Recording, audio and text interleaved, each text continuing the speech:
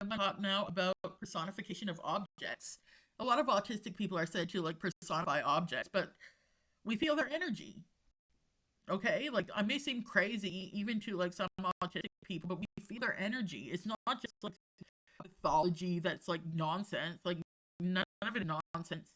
We feel the energy of them, and like my belief is that like object everything's alive, and that objects are part of like infinite souls, like are made up of like debate. That's like a spiritual thing. Like right now, I'm just gonna focus on the personification of objects and why I personified objects.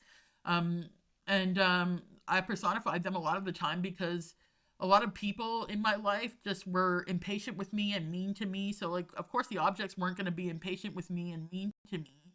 And also because once I was like really like loving of the objects because I felt their energy, their positive energy, the soul in them, and the love that somebody who gave them to me with, um, and the love of that person who might not be there at the time, or the loving side of that person, who might have given it to me, but then show them me their hateful side. So I'd rather see their loving side and like their loving side, but focusing on the object than focusing on them when hateful moments. Because I'd much rather have focused on love and just be in love presences rather than in like hateful presences, angry presences, or intimidating, or like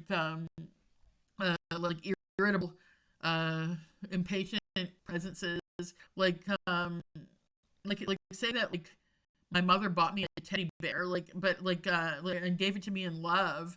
I'm gonna love that teddy bear, but like I'm not. But like when I wouldn't have like I would sometimes like prefer to be around the teddy bear than around her. The teddy bear was a symbol of love, whereas a lot of the time, like if she's like having a bad day, or like taking it out on me or whatever, I'm gonna want to be around her rather than around the bear. I mean, it's not always true that we would rather, not be alone, because we're never alone. That people would rather not be alone because we're never alone. Um, the spirit guide kind of presence around everybody, and that's another debate, but that's what I believe. And we can debate that if you want, but you have the right to your own, feelings about it. And but I just another reason why is like it reminds you of a certain lifestyle or a certain style of being that you want to be, and then it just you sentimentalize it, and then you start loving it like a person, and that's another reason. Like you love it because it makes you feel important. Like for example, if you have like a notebook, it makes you feel like a writer, or if you have like if you have a gun, it makes you feel like a man, or if you have a like have a guitar, it makes you feel like a good musician, or you have a like it's a self-esteem thing almost. Even if you're like a really bad musician and you have a guitar, it makes you somehow look and feel in your head like a good musician. Like and so like, and then you start sentimentalizing that and thinking, well, yeah, you almost cry over the need to be a good musician, and that just makes you hug your guitar and say, "Oh, I love you, buddy," or whatever. I'm just giving examples. I don't play the guitar, but like, um, and I just it just always comes back to, or it reminds you of certain loving times in your life or with certain people, and that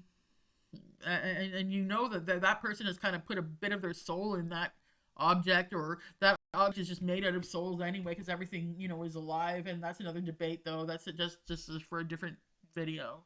But I just believe that there is just so much more. I know that there's so much more to personification of objects than what a lot of people think or say or write down about us and get published. And because they have a PhD, they get taken seriously, and then we get like dehumanized by being pathologized, and that is just wrong. And they need to be asking us about us, not anybody who studied us, because we've studied us more than they have, because we're inside our heads. And we've like, sought each other out too, so we, and talked to each other because we trusted each other about like who we are, so we are the experts on us, not anybody, even if they've got a PhD. If they're not autistic, then they're not an expert on us. And even if they've got a PhD in studying us, and I mean, it can be any object at all, or sometimes it can be like an object that like reminds you of something, like a time or a person or a situation that you want or that you had before that you no longer have, that you want back, or it can be any, there are so many reasons why people personify objects, and it's not wrong, it's not bad, it's not unhealthy.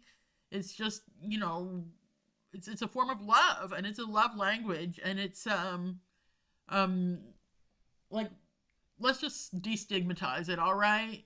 And it's like, it's a way of expressing love. It's a way of having love, for like both people and animals and objects and like anything. And so I mean, if God wanted like no objects, if God thought like objects didn't have souls or were useless, or weren't like bits of souls or were useless, why would they even exist? Like, like, I mean, now with the God thing, yeah, you're saying, you probably say like, yeah, well, if God